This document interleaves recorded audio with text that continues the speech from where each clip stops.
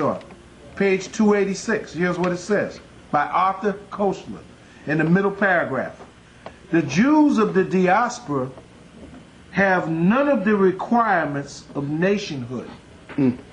What sets them apart as a special category from the Gentiles amidst whom they live is their declared religion, meaning that we're Jews by birth, whether they practice it or not. Here lies the basic difference between Israelis, so-called white people, and Jews of the diaspora, the Negro.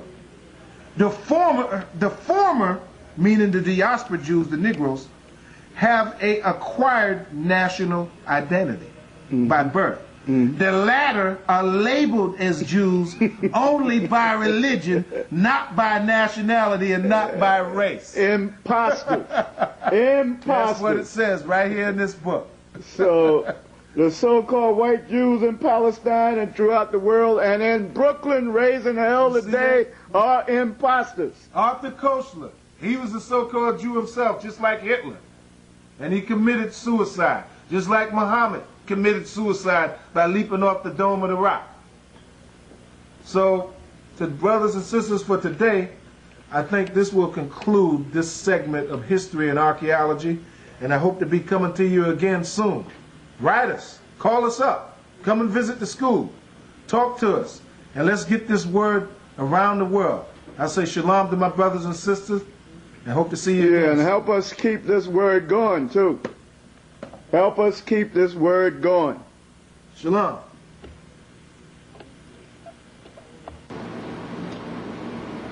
Shalom, my brothers and sisters.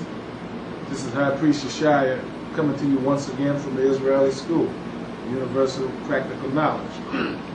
In our last historical segment on this tape that we're making of great history of the Israelites, we went over quite a bit of information concerning Israelite history during the Middle Ages and the Dark Ages, which was a period that the Israelites controlled Europe and the rest of the world for 1,000 years.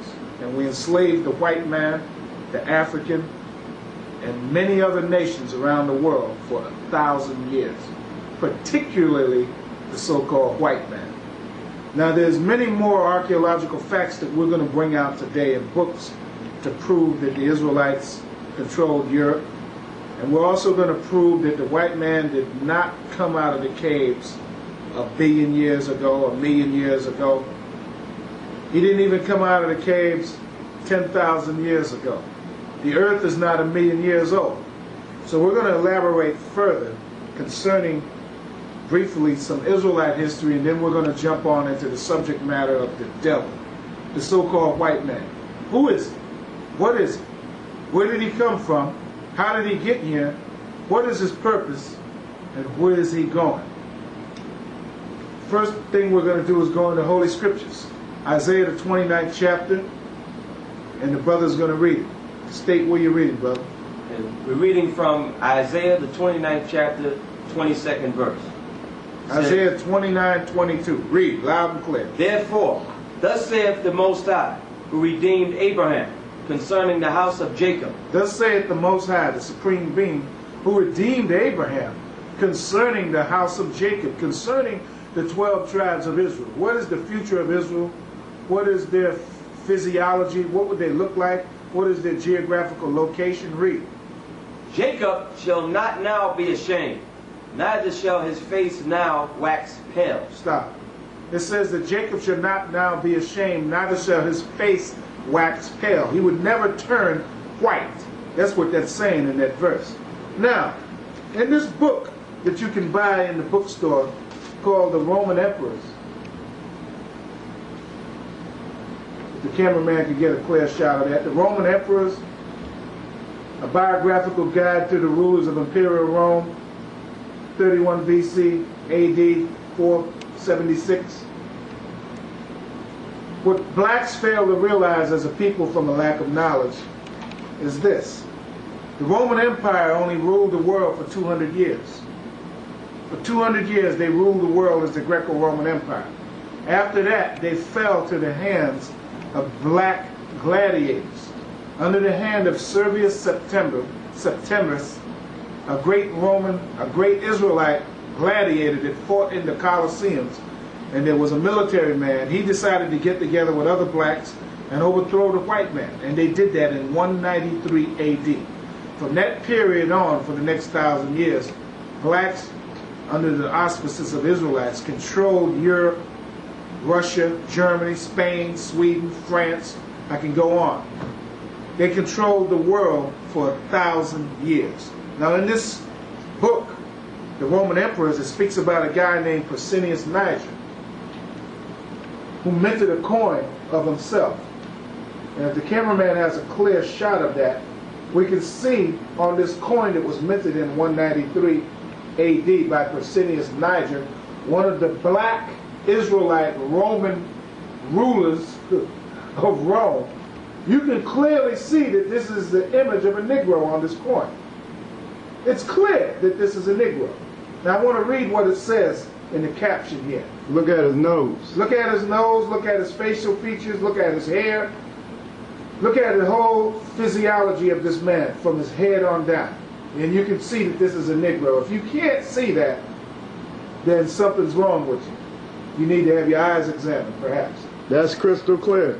It's clear that this is a Negro minted on this coin. Now I'm going to read a caption in this book, what it says on page 114. Pescennius Niger. Records state in history that he was of a tall stature and a very handsome person, with his hair being brushed back gracefully towards his crown. His voice was raucous but resonant, so that when he spoke on the parade ground, he can be heard for over a mile away.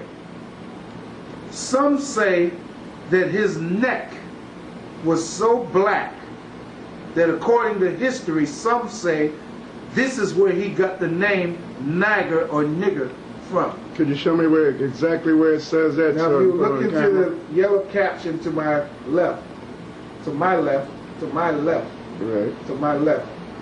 Right there? Pescennius Niger, right there. Okay. Records. What it says there. Okay. Point to the part where it says his neck is black. You can look at it. I'm trying to, over here, right here, it says his neck was so black that, according to... Hold it right there, I'll bring it up. His neck was so black that, according to what some say, according to what many say, he got his name Niger from. Which is really nigger. Which nigger is what they're trying to say black.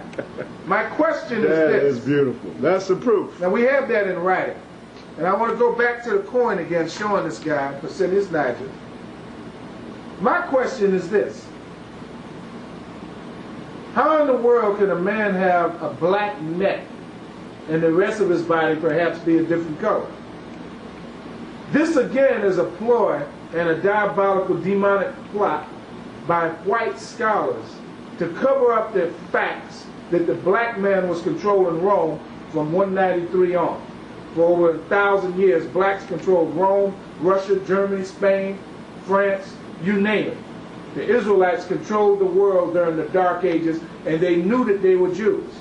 Yes. And this guy, Pescennius Niger, clearly shows that on one of the coins that was minted by him in 193 AD. Clearly shows he's a black man. How's he going to have the name Niger and be a white boy? The word Niger means black, which today they call us niggers. Now, that's just one example. So much for that. Now I want to go into a subject that seems to be a mystery to black people. Black people today in the United States have a problem. They have a mental, innate, chronic problem that's been plaguing their minds for the last 539 years. And this chronic, innate mental problem that they have is that the white man is God, the white man is Jesus Christ, and the white man, no matter what problems they have, the white man can solve every problem that they have. Well, we're here to clear up this myth today. First of all, the white man, according to bibliography, is the biblical devil that the Bible speaks from. And his ancestral roots trace back to Esau.